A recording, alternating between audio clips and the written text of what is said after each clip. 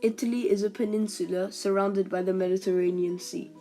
It is known for its history and its good food.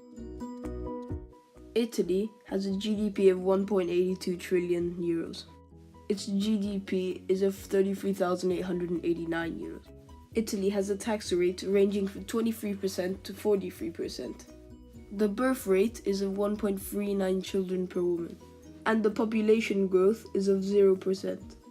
The average life expectancy is of 82.69 years, while the death rate is of 9.9 people per 1,000 people.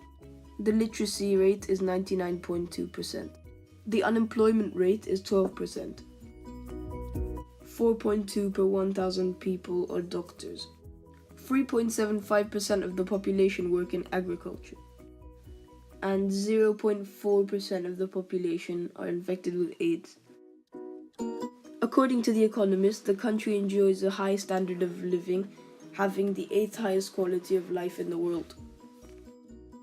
Italy has a HDI score of 0.887 and is 26th on the table. That could be improved. To do that, we have to look at what drags Italy's HDI down. As we can see from this map, the north of Italy has a very high HDI. However, as we descend further and further into the south, the HDI score weakens.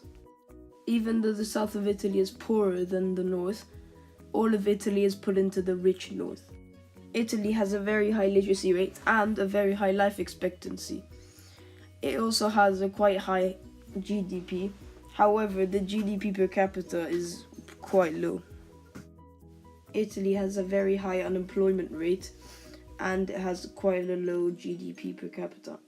There are also very high tax rates, and that is why many of the rich people in Italy, especially for them that have to pay up to 43% of tax, decide to leave. Companies in Italy are also taxed very highly. Italy is also very well known for being extremely corrupt. This creates massive problems for Italy. There are several problems with the tax administration, as many people do not pay tax and bribe the tax authorities, or just avoid tax in general, and that creates fiscal problems for Italy. Italy is not perfect, and even though it has a HDI of 0.887, I don't think it should be awarded a 9, as it has several negatives that are not taken into account in the HDI score. It is mostly because of corruption that Italy is not developing as it should, and that is why I decided I should give it a strong 8 and not a 9. Some people may say I'm being too harsh with my scoring, but I think it is a fair score.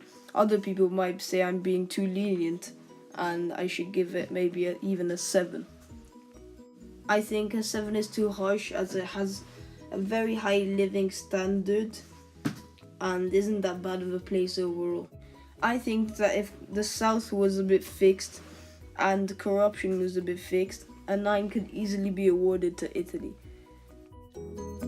In conclusion, to start developing faster, Italy needs to try and stop corruption. If corruption is stopped, then everyone would pay tax and taxes could be lowered, as the government would be getting sufficient funds.